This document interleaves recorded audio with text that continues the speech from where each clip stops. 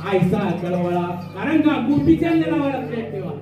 वैष्णवाचा कारण का गोपीचंद लावा आणि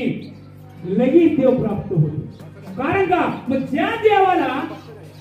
हातपाय आणता येत नाही कुठल्या वाराणसी देवाला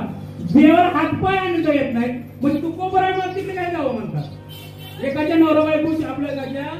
नवरा बायकोची भांडणं झाली भांडणं होतातच नवरा बायकोची भांडणं होताची संसारच नाही असं भांडणं झालं नाही असं एकही घर सापडणार नाही राग लक्षात ठेवा नवरा बायकोचे भांडणं झाल्यामुळं दोन्ही हात तोडून टाक कोण बोलले बायकोच्या राग वा वा गुरुबा काकाने हात दोन्ही तोडून टाकले बायकोला भांडल्यामुळं हो आणि ते पंढरपुरामध्ये आले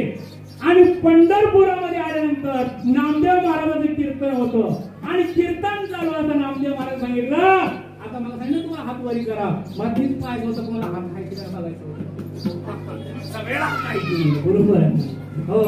आणि ते थोटणे हात होते महाराज ते भजन करू लागले आणि भजन करता करता ते हात काय झाले त्या हात आले महाराज